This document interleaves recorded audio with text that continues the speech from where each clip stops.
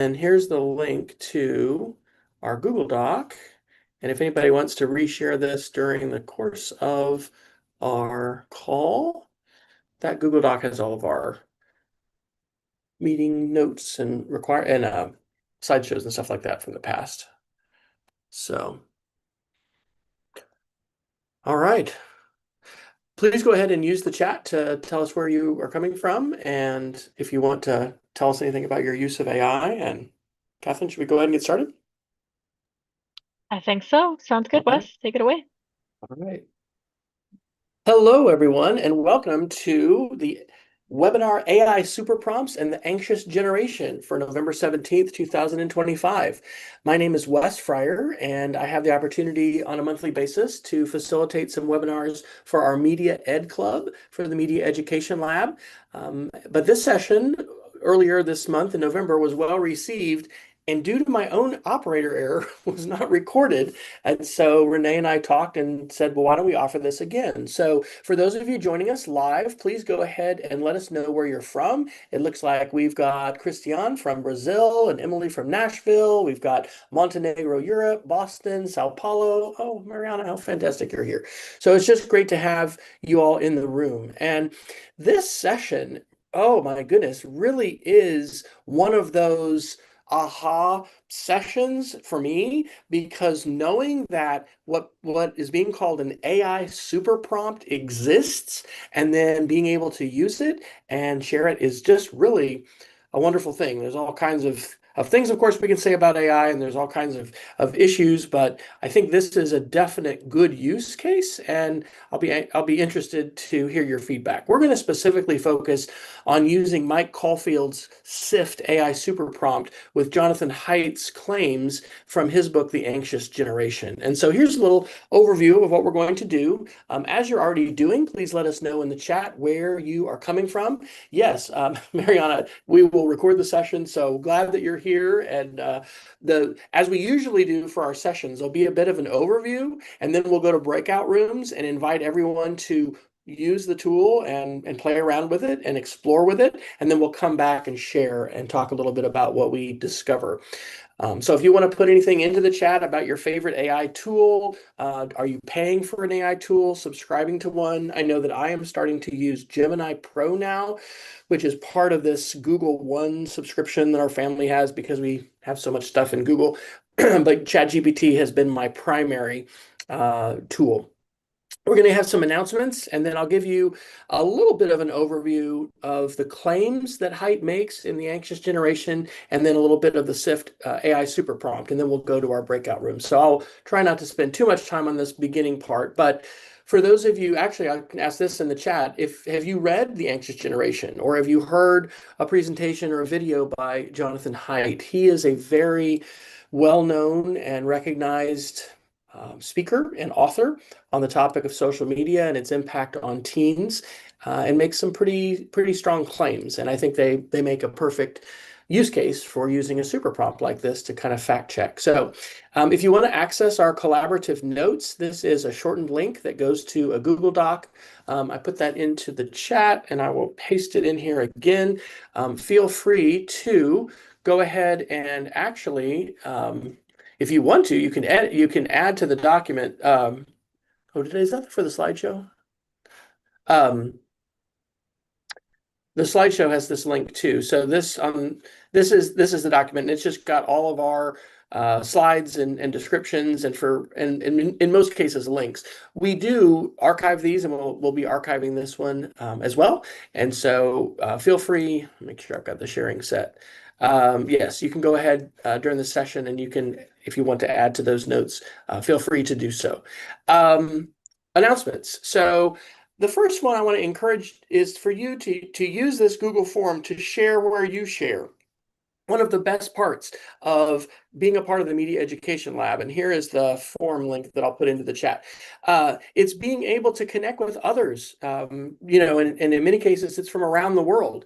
And so this is a little form to just say, where do you share primarily, and where would you like to connect with others? I have created, and I've had this for a little while, a starter pack on Blue Sky. I find myself sharing a lot on Facebook, Mastodon and Blue Sky. LinkedIn, some people are using quite a bit. Well, that's kind of interesting. Um, huh. Blue Sky has this thing called starter packs. I don't know what's going on. I'm at school, so sometimes we have some filtering going on. And anyway, it just allows a real fast way to be able to follow each other. So if you'd like to connect with others, please go ahead and fill out that form if you can. Have you noticed that ChatGPT 5 has this thinking model now?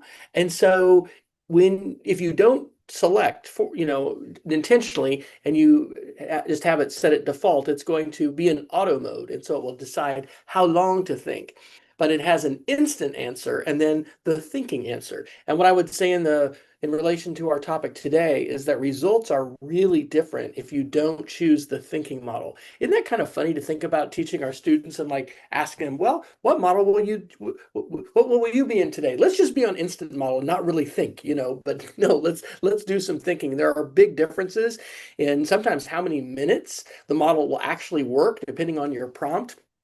But anyway, that's just something that's happened here, I think, in about the last month or so.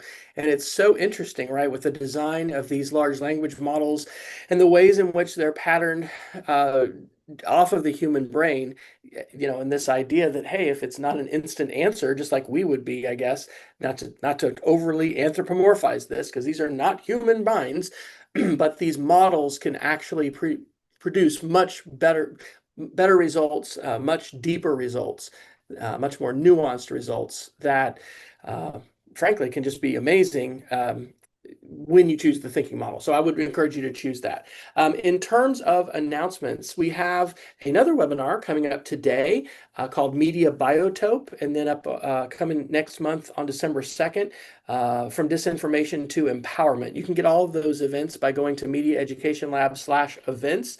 And tonight's is going to focus on voice-based storytelling, bridging the gap between academic researchers and the public. Oh my gosh, I hope I can attend this, because I think explainers and influencers that can share both scientific research and other academic research are so important. It really is mind-blowing how different the information landscape is today. And so I'm excited to hopefully be able to tune in live, and if not, get the archive of that session.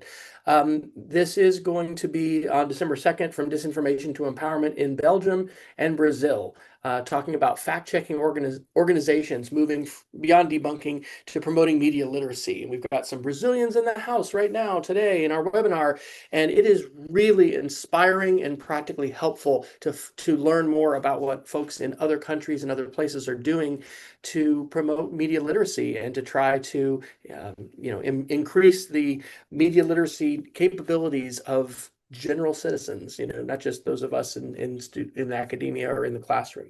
So let's talk a little bit about the anxious generation and the super prompt. So Jonathan Haidt is the author of The Anxious Generation: How the Great Rewiring of Childhood is Causing an Epidemic of Mental Illness. And I will share that recently our school participated with a number of other independent schools in hosting a Zoom webinar with Jonathan, and I watched the entire thing, which actually was a recorded video because of his schedule. But I was super, super interested in what he asked, especially parents, to do in terms of action steps following the webinar. And so I'm going to go ahead and show you the link to his website, anxiousgeneration.com, a couple pages. He's got a Take Action Parent page. Now, he's also got some pages that really talk a lot about the research. But in terms of action and what he is asking folks to do, he would like for basically parents to ask their administrators to not have cell phones in the hands of students until they're 16, and to do away with all digital devices in the classroom and school completely. And it seems a little bit like, kind of turn the clock back, to an earlier time before we had digital technologies. I'm thinking that he's also got a page, and let me see if it's in, I think it may be on his website. So Anxious Generation, I'm just going to Google his name, and then we'll go to his main website. He's got a pretty comprehensive uh, section on social media. So areas of research, social media. Here he's got a lot of the graphs and a lot of the data that he cites in his presentation and in his book. Basically, as someone who's earned a terminal degree and done a bunch of research, he clearly points out the causality, or sorry, he clearly points out the correlation between a lot of things that started happening around the time smartphones, entered the scene and social media entered the scene, but then all of these different real negative, real negative uh, trend lines with regard to anxiety and self-destructive behavior and suicide attempts and depression and all of these different things. So the prompt that we're going to use today is going to focus on these claims where Jonathan is, and he'll say these are 7 things that are correlated, and he really believes there is causation. He is asserting causation that social media, specifically via cell phones, has caused all of these things. And as researchers, we know there's a complex set of variables that is always at play in all kinds of things. And so I think this is real valuable to use this SIFT super prompt. So to try and briefly summarize, I attended in Rhode Island the Summer Institute in Digital Literacy back in 2019, had a chance to connect with some wonderful folks, including Brian Turnbaugh, who's pictured there in that photograph by the computer screen, who's a Chicago-based educator, started what has become a wonderful collaboration with Renee and many others at the Media Education Lab. And yes, Marianne is putting into the chat, correlation does not equal causation. That is basic, but yet this is the claim that's being made to thousands and thousands of parents and all kinds of folks throughout society. He's an extremely influential author and speaker, and so this is something that deserves fact checking. It deserves sifting, basically. There is so much evidence, right, that there's all these different issues, but what my background, basically being introduced to Mike Caulfield and the SIFT web literacy framework, goes back to this 2019 conference. And so Brian Turnbaugh and I started to think about lessons that we could do that would help students really learn about SIFT. We talked about the idea of the moon landings and this assertion that the moon landing was a hoax. At that time, YouTube was much more prone to rabbit holes. I know it still is, but it was really quote unquote easy to start asking, was the moon landing a hoax, and then go right down a rabbit hole of all kinds of things leading to flat earth, conspiracy theories and things like that. So that led to an inquiry project I've been doing ever since called Conspiracies and Culture Wars. I taught a couple mini courses for the Media Education Lab called Teaching the Conspiracy Theories. And I'm excited this semester. I just started today because I teach middle school media literacy here in North Carolina. Just started this unit that I call Fruit Loop Conspiracy Theories. And we're going to use some AI tools. I have not used the super prompt with Flint AI, which is the school licensed AI platform that we have. But I'm excited to, maybe in a somewhat abbreviated way, bring this idea of the super prompt into my classroom, because as many of us know, when it comes to conspiracy theories and videos, there's so much information that's being shot at the viewer, or just presented to the viewer, and it's impossible to fact check it at speed as it's coming. But then even afterwards, it can just be really overwhelming. And I'm excited to basically have the super prompt as a tool in my toolkit as I am helping students hopefully learn to stop, investigate the source, find trusted coverage, and trace to the original, as SIFT encourages. So an additional background is back in June of 2023, I had an opportunity to go to the University of Washington, hopefully this audio is not on, and learn about digital or media literacy lessons from Finland.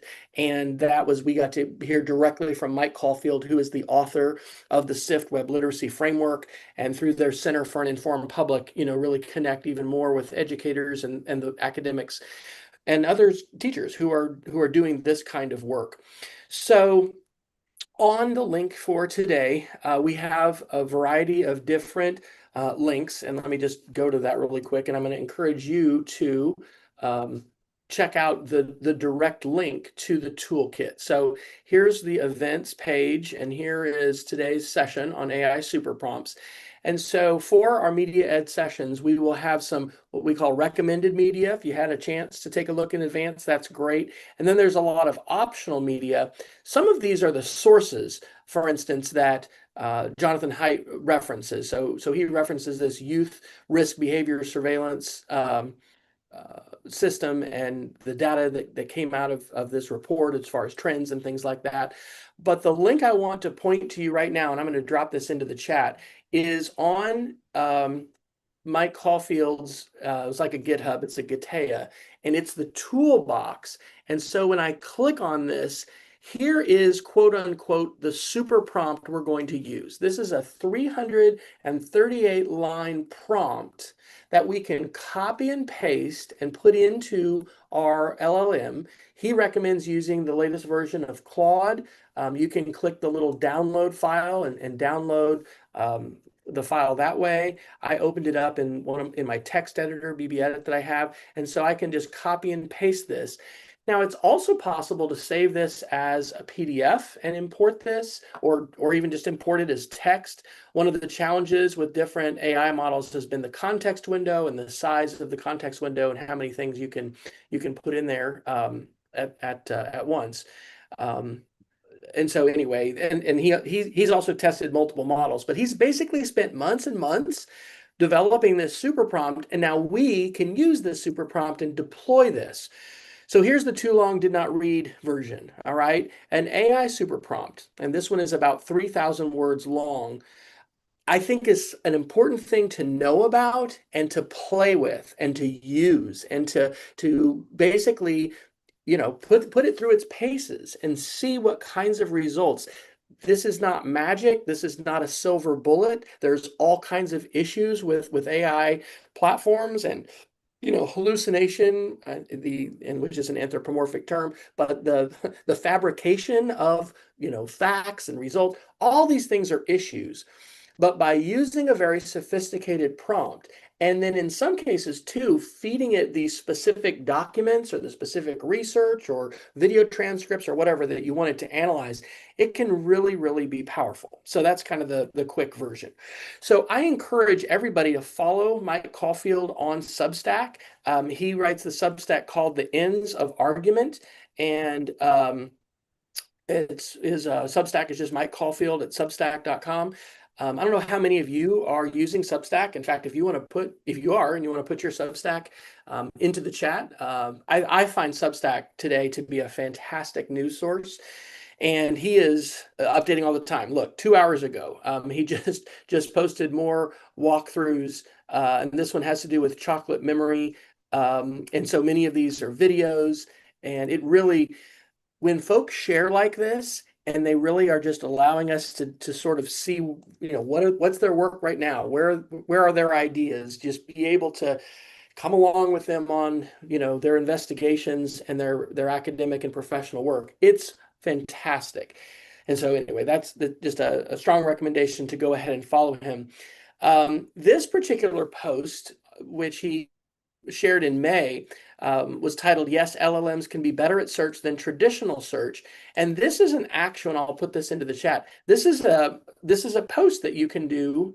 This is a prompt that you can give today, questioning whether or not the Wizard of Oz in the snow scene used asbestos. Okay, and it's really fascinating to explore why that, what is the root of that? Why are folks saying that was asbestos? And then how do we get to some primary sources? And how do these AIs come up with their answers and a Google search come up with their answers?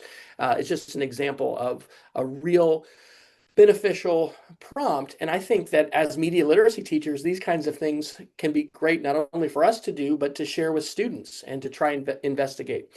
So here are some suggested prompts, and the one I'm going to show you real quick, and then I'm going to invite you we'll go into breakout rooms, and Catherine's going to help us with that, and basically invite somebody, if you're willing, to share your screen and then give these prompts a choice. Upper right corner, was the snow in the original Wizard of Oz movie asbestos? That's one that Mike Caulfield has done. I've been focusing personally on different, diet questions and things related to health. I'm over 50, so what's the best diet for men over 50 who want to lose weight? That's not at all controversial, is it? With all the different health influencers and companies and people wanting to sell us things and get you on a particular supplement plan or diet plan or whatever. Supplementary hormones, the claim, hey, do women who use supplementary hormones get cancer? My wife is listening to podcasts and they've been talking about that issue. You can do the prompt that you want. The one that I'm going to model for you right now is this one, which says use the attached super prompt. Oops, I just skipped my slide. Use the attached super prompt to thoroughly check the claims in this book, The Anxious Generation, How the Great Rewiring of Childhood is Causing an Epidemic of Mental Illness. And then hardcover, I just copied that when I copied it. And so the way that you'll do this, and I've actually done this time in advance, you're going to want to hope that ChatGPT is going to open. Yay, good. That would be not a great thing if it didn't. So I would recommend either upload, like I've downloaded this prompt. You can upload the prompt itself as text. And I'm going to say, read the attached prompt and then wait for my question. So you can copy and paste it into the content window. Again, note that I'm using ChatGPT latest version, and then I'm using the 5.1 version, not the instant version. So it's going to take a little time for it to process the 3,000 words in this prompt. And then I will go ahead and paste in the question and have it go. And this may take a few minutes, and that's why I've gone ahead and done it now. So it says, got it, I've loaded it. Whenever you're ready, ask your question. So boom, I'm going to click it, and then it's going to sit here and think and churn away. This is so interesting, right? I could click answer now. Don't think, just answer now. But I'm going to let it think, and it's processing this.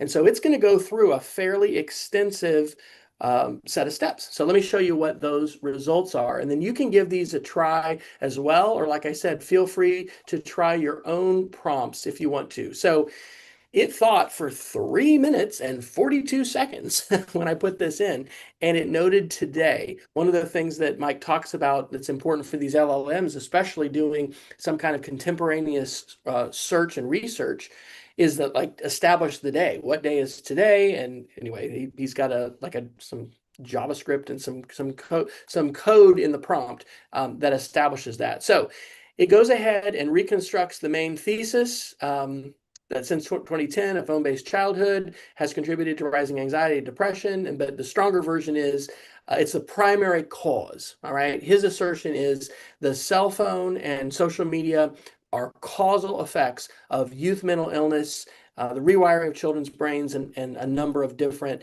dynamics here. So it goes through a research strategy on search bias. It has a verified facts table. Again, these are all the results that ChatGPT 5.1 thinking, after almost 4 minutes of quote thinking or waiting, generated this verified facts table. It comes up with errors and corrections because it says, the statement, social media and smartphone use are the primary cause of the current epidemic of adolescent mental illness. And it says this is incorrect, overstated. High quality reviews, e.g. Ogers in Nature, conclude that evidence for a primary causal role is equivocal. Associations are generally small and inconsistent. Many other social economic factors, family stress, academics. It's multivariate, right?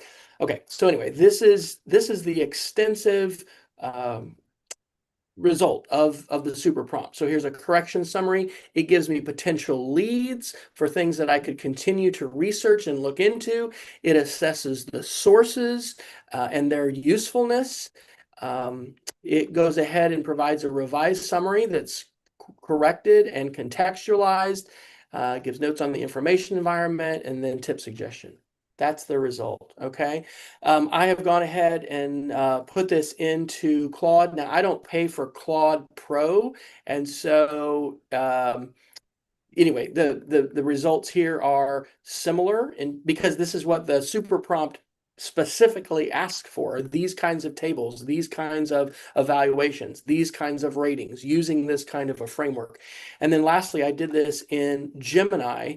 And so interesting. It says I'm ready, central thesis. Huh. So similar, verified facts, errors and corrections. Anyway, those are our results. So our task is to have some time to play with this a little bit. So again, if you want to focus on height, go for it. But Catherine, if you can go ahead and take us into breakout rooms. We've got about 33 minutes remaining for our webinar. So I'm going to give us about 15 minutes in the breakout rooms. And there's about 20 of us here, along with probably some AI Otterbots and things. But we'll be in four breakout rooms or whatever. It's a sign of the times, right? If you don't have some AI bots in your Zoom call, it must not be 2025. You're in a time machine or something. But anyway, we'll do about 15 minutes. Feel free to have someone share the screen, talk with each other. I may bounce between the rooms, or if the conversation's right in my room, I may stay there. But this is our time to play with the tool, use the prompt that you want. And again, in the chat, the link that you're going for is this SIFT toolbox right here on this Giteas. So I'm going to drop that link in. Great. I also just put the link in the chat to the slides if that's helpful to review the instructions. But otherwise, if we all know what we're doing, what the task at hand is, I will open the breakout rooms. Awesome. Sounds good. And if you want to pause the recording, and we'll be back in about 15 minutes. Initially, my thought was, since we are live, I left a couple of people in the main room. Oh, okay. So a couple of you might not get an invitation to go to a breakout room. However, Wes, if you'd rather us have some sort of blank time in the middle that we can cut out let's later. use this as a breakout room. That's a great idea. And that way folks that are streaming us live can have something to look at and hear about. That'll be fine. Great. Okay. And I included you in that group, Wes, so that it's okay. Yeah, that's there's great. also some facilitation going on. The thing to be aware of is normally we don't record breakout rooms. So if you stay in this main room, that will be recorded and shared. So Exactly. let So us if you'd know. like to put something in the chat saying you'd like to be in a different breakout rooms, that is totally fine. Absolutely. So, Mariana, you got your hand raised. Go for it. Yes. I have a question. Yeah. Yes. Well, first of all, great to see you. Great to see you. Really too. Great topic. I played with it. Unfortunately, I'm going to have to leave. I'm sorry, I have a meeting. But I just wanted to get your quick take on the question I posed, because it's kind of irresistible to automate some of the work that we do in terms of media analysis. Right. At this point, right? And I've had one of my teacher students create a gem in Gemini to help finding ways to add a layer of media literacy that is embedded into the regular curriculum, right? So how can it be situated in your biology, geography class, whatnot? And I'm just, and it, first of all, I was questioning whether sort of this takes away the learning that the teacher might have in constructing these activities, right? Because it's one thing if you have a teacher that starts out with a pretty solid knowledge of media literacy concepts and what it means to have a layer of media literacy situated in another area. And then she tried another version, based on my critique, she tried another version, which was sort of a more Socratic version, which sort of, leads the teacher by asking questions. And that one I thought was better. Yeah. So, I hear what you're saying about there just being too much for us to sift through, pun not intended, to fact check things. Right. But I'm just wondering if it doesn't take away some of the learning. Well, this is why I started last year encouraging my students to use the AI tools as thinking partners, not cheating partners. Because I would see them just ask it to do the assignment versus like, look at what I've drafted or help me brainstorm ideas. And I think this is one of the big fears that everyone has, or that many people have about these tools, is that it will be a shortcut to thinking, and students may present ideas, or just whoever the person may present ideas as their own without thinking about them. Renee, the first session we did with this was also pointing out, because I said, oh, maybe we should teach this in our retirement communities. I mean, my father is in his mid 80s, and AI and how to use them.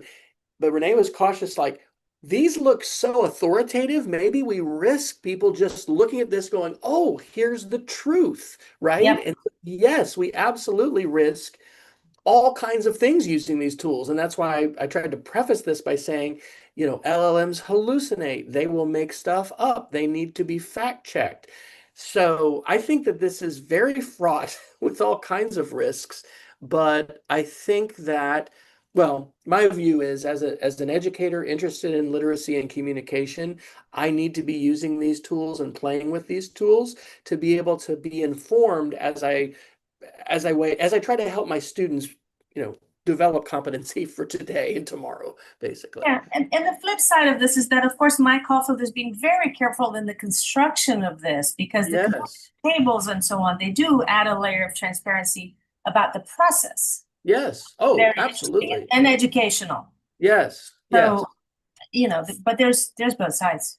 Absolutely. And that, the question for us as teachers, among many, is how do we construct assignments and projects and work for students that will be authentic, that will give us an authentic window into the thinking and mind of the student, and allow us hopefully to see growth and change. Jim, you've got your hand up. Would you like to ask a question or comment? Yeah, definitely understand, like, yeah, we don't want the AI doing the work for the students, but doesn't that also apply to brainstorming?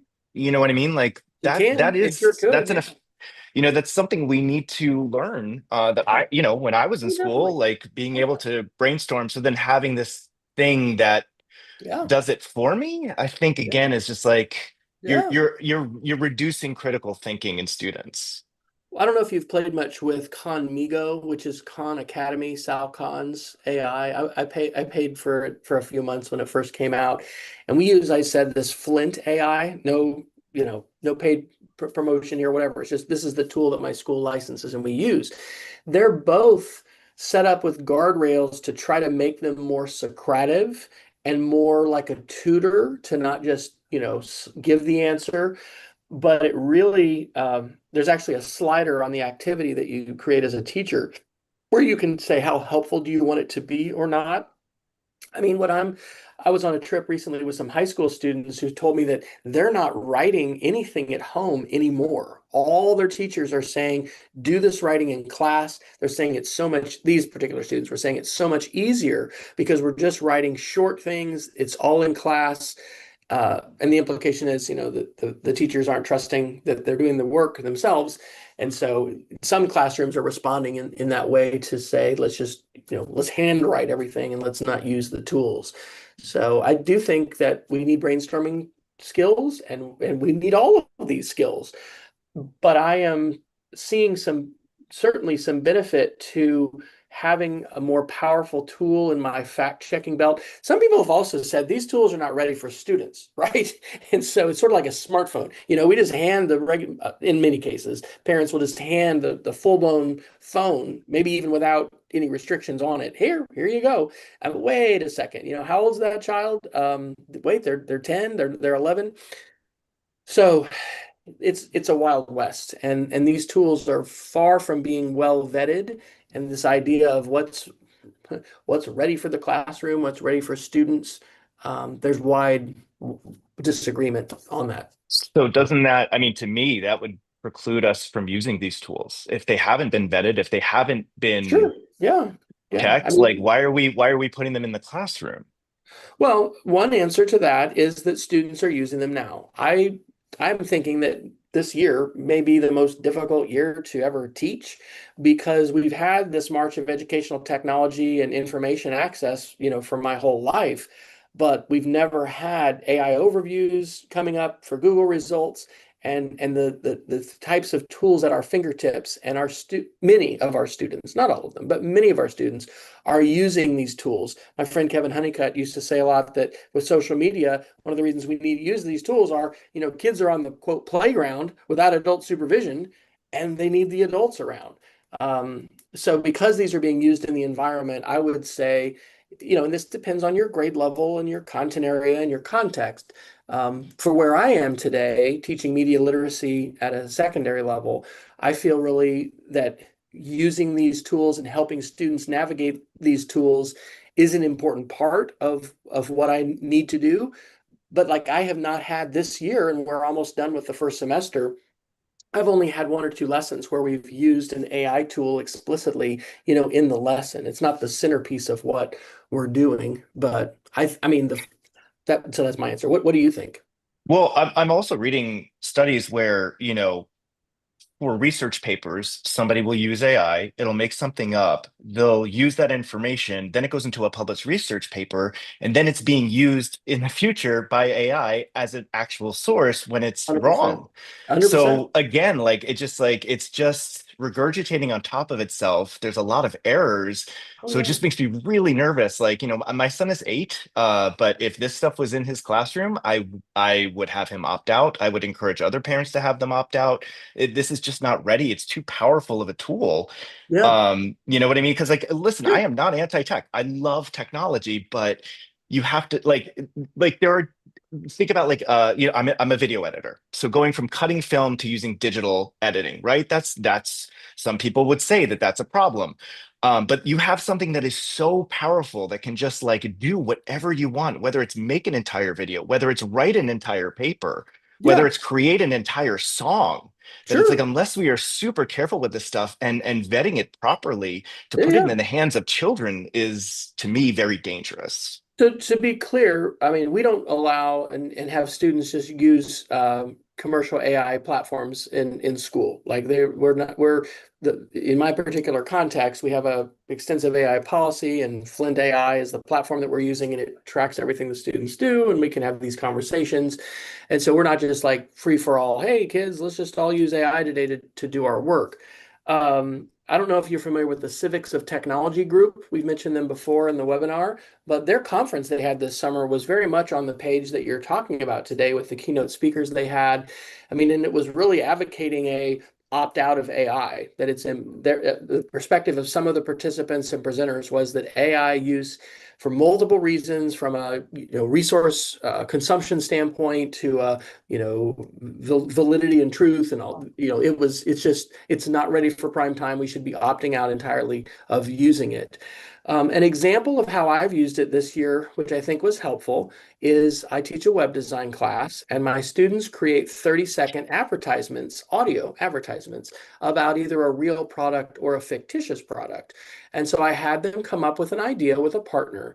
And then if they wanted to, and this is from that Civics of Tech, to your point about opting out, I realized I think I ought to give my students the opportunity to opt out, because it may be something that either they or their parents don't want them to do. And if that's the case, I think that's fine. But if they wanted to, they could use this AI activity, which I created, that helped them create a script. And this is a 30-second script. So in that particular context, I mean, I'm not teaching English and writing.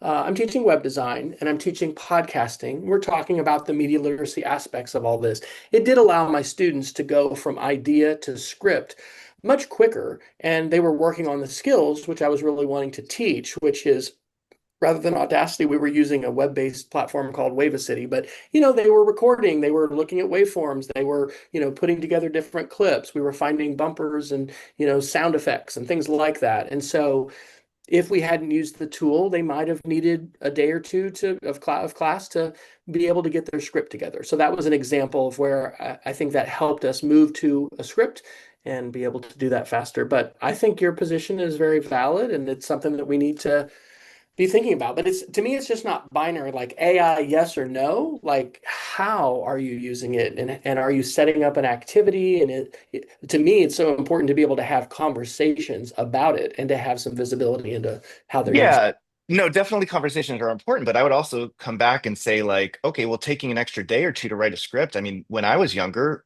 you got to try all of that stuff, right? So then I discovered, maybe not at first, but over time, that I actually really enjoyed writing. But if I didn't it. have that opportunity, if I was like, oh, I just want to make a podcast, write me a script, well, Yeah. then I wouldn't have had that opportunity to learn and figure out like, oh, I like this other To- thing, this to- other aspect of creating it.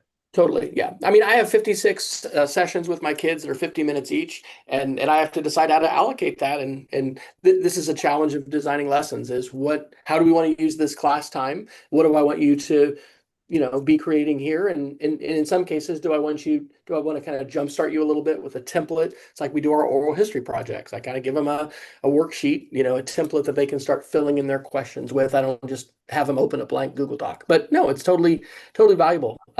Mariana, and then Catherine, if you want to give a little warning to everybody, maybe 3 more minutes, we can come on back at about quarter till. Mariana, go ahead. I should have left 5 minutes ago, but this is just too interesting. And I just wanted to react to Jim because I am very sensitive to what he's saying. But then again, if we don't teach the good use, they're using it anyway. So it's a situation that's very similar to social media and cell phones. We can't not mediate their entrance into this world. And the worst thing to me that can happen is it's the sort of unacknowledged use or sort of the hidden use to cheat or to do something or to have a companion or something. So what we can do is to make sure that any contact that they're going to have with AI, I'm working on something like that right now for a school system here in Brazil. And they're allowing AI to be used in their teaching and learning activities, but with very transparent contracts between teachers and students about when and how and what parts of the activity, but also anybody in that school system is going to have to go through mandatory AI literacy training. And it discusses the ethics, the dangers, the possibilities, and how do machines learn and what's at risk and what's at stake there. I mean, I love that. I think that is fantastic. And but I don't know how familiar you are with American school systems. Yeah. There's no budget for that. There's no, like, I live outside of the second largest school district in the entire country, LAUSD. And they don't implement that. There are no classes like that. There is no media literacy. So they're giving the kids these tools without any of that background. That you're right, Mariana. They like having that discussion and teaching them that stuff 100%, right? Because that does prepare them for what's happening. But just handing them these tools without that education, again, is incredibly dangerous. You're absolutely right. And it is a difficulty. And of course, I'm talking about a private school system. And that's why we go back to traditional media literacy and we say, look, it's situated. You have to teach it as literacy from the get-go, from the early years, all through schooling as a lens, and situated in the context. Leon Furs, the Australian educator, he says, teach it where it matters. Teach it in your history class, in your biology class, in your math class, find the opportunities. Yes. And then it's not a matter of budget. It's a matter of a shared responsibility. You don't have to have a separate subject for that. But who's teaching those teachers how to incorporate? Because you're right, it can't just be like one class even, or just like it has to be incorporated into the entire curriculum. But again, who is setting that up for those teachers to be able to teach that way?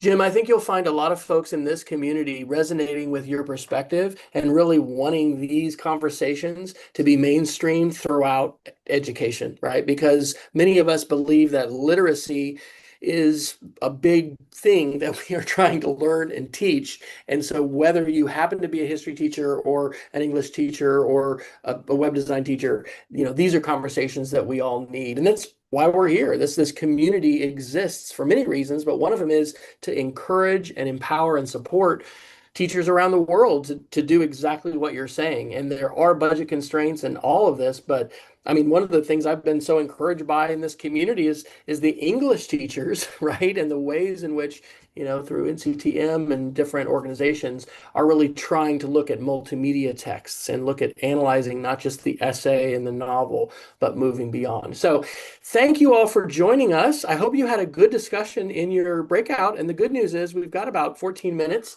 to do some sharing. So what happened in your breakout room? If you want to raise your hand, if you want to grab the mic, we're a relatively small group.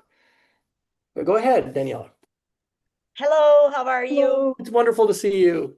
Nice to see you too. So I was with another Brazilian, Dani, in our breakout room, and Emily. And we were wondering if we need to upload more material so that the AI tool can effectively use the super prompt. Yeah. I'm asking you this because we've tried. Okay, we embedded the super prompt, and then we were question things like we want to analyze claims saying that COVID vaccines are not safe, for Right. example. Sure. And it was not working properly. So we were feeling that we should feed the AI with a specific database. Were you using, what model were you using? Were you using ChatGPT and the thinking model, or which model were you using for the AI that you plugged this I into? don't know, Emily. I think I can tell. it Go was the ahead. model we were using. I think we Thinking were, one. Yeah. it's Chat GPT, but it was an internal model Yeah. through my work. Okay. Yeah. It makes a huge difference if it's on that instant model or if it's on the thinking model. And again, this is something that just I noticed this in the last month. So trying different models.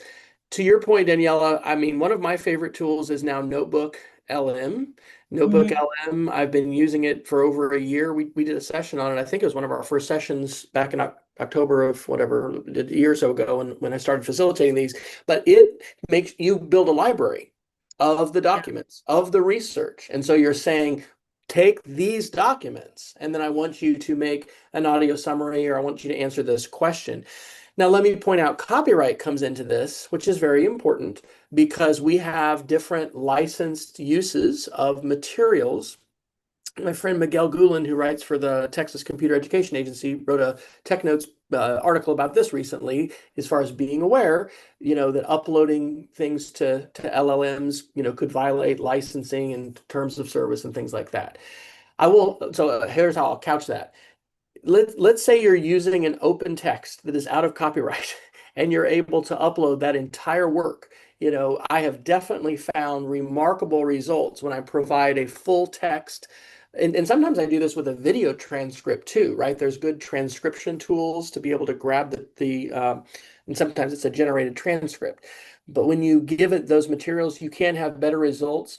I have had very positive results, which I was showing you using the thinking model of ChatGPT 5.1, using the pro version of Gemini, which I license, but just using the basic whatever the version of Claude that just comes up by default. So that's a great question.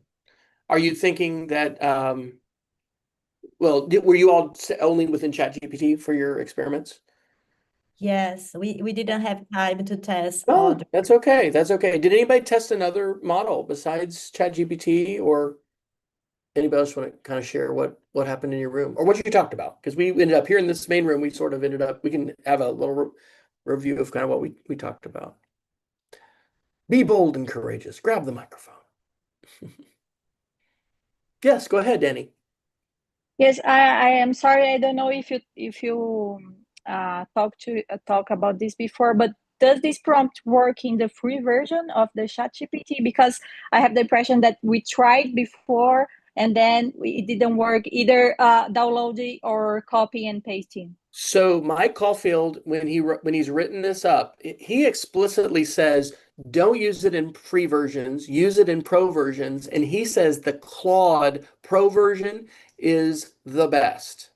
So Mm. now that was the last time his prompt was updated was it says 5 months ago.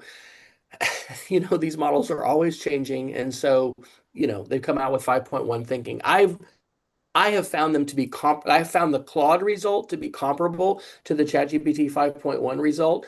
But this is also just a good thing to know, right? Results really matter. Which model are you using? How are you prompting it? In many cases, when I'm hearing people be very dismissive of AI, oh, it's terrible for coding, oh, it's just horrible. I mean, sometimes I think those prompts may not, I don't know how much time they're spending with the tool, iterating with the prompt and which model they're using. And so, I find myself in an engagement like this, spending a long time going back and forth. what this prompt does, which is both good and bad.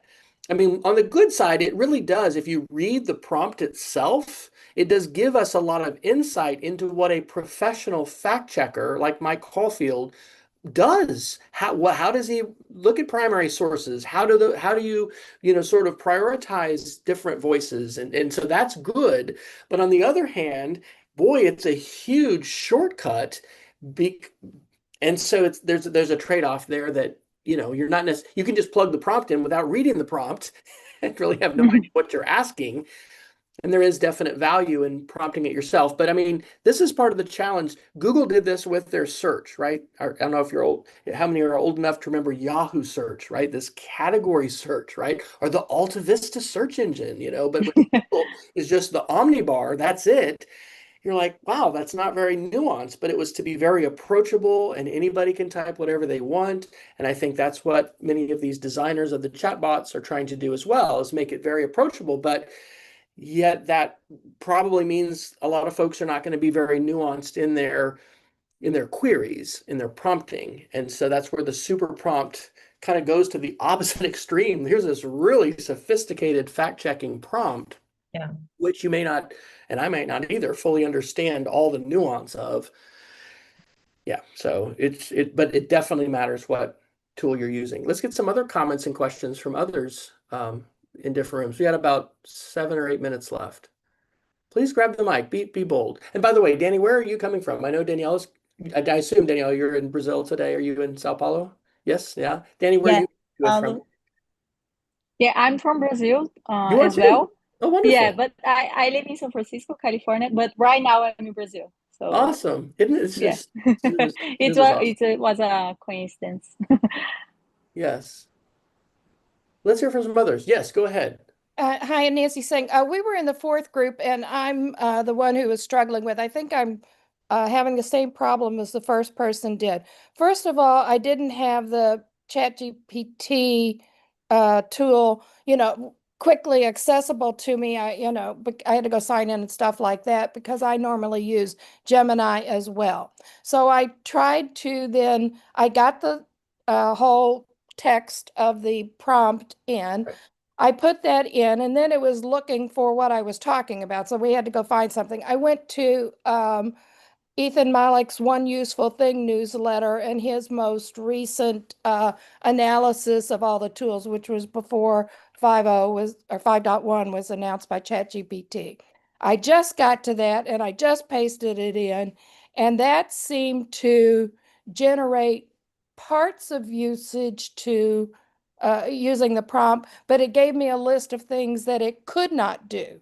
And it Okay. said it could do a part of them or not. So Right. could you just quickly summarize the steps? Do I load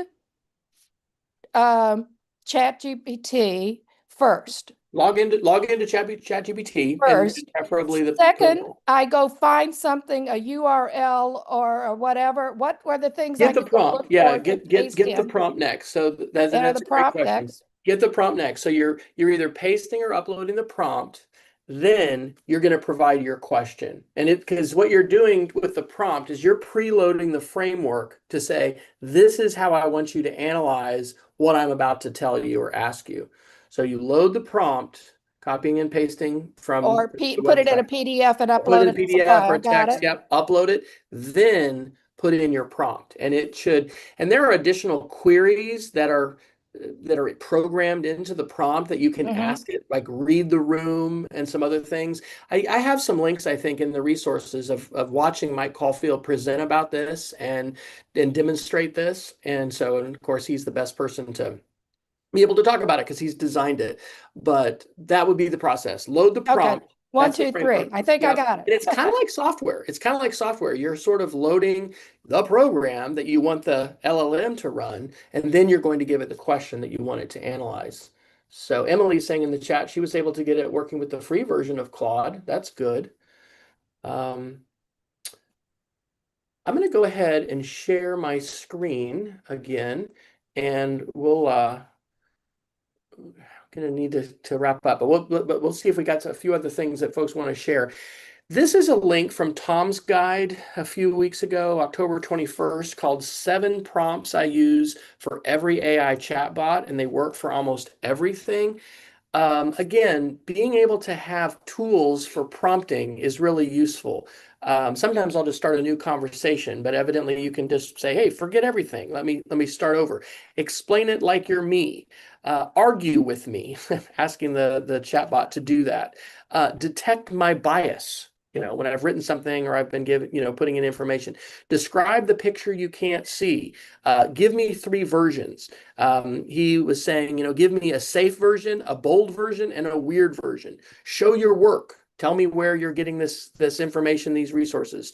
Rewind my prompt. So I'll put this into the chat as well. But I think building our toolkits for how we're going to be prompting these AI, tools, and of course also just keeping a very critical eye that these are large language models. These are we're not dealing with sentient humans, but boy, we are dealing with algorithms that have ingested a vastly greater quantity of content than as our mere human minds we're going to be able to do.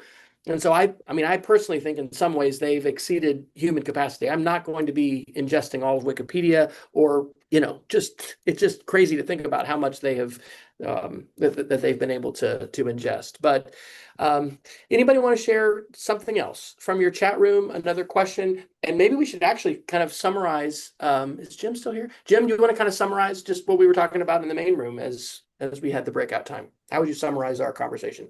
I'm putting on. Yeah, that's a good Or question, I'll do it Wes. if you want to. I'll do it if you want to. Yeah, please. Okay. Well, Jim was raising really good questions about using these AI tools, especially with young children.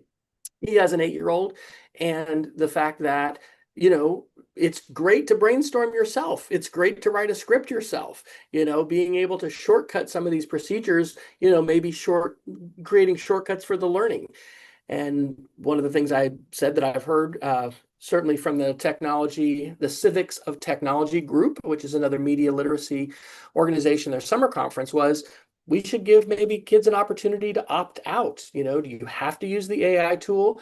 I do think, and Mariana Oakes was in our room talking about this too, the kids are using these tools now, right? And so depending upon age and grade level and context, the ways in which we use these tools and whether we do use these tools in our lessons is going to vary. But certainly my hope for you this session, and as we continue to move forward together, is that growing in our awareness of what kinds of tools are available to use, having some specific prompts and specific lessons. I've never thought about the snow in the Wizard of Oz scene. I've seen the Wizard of Oz before in the colorized version, but I didn't know that was a thing.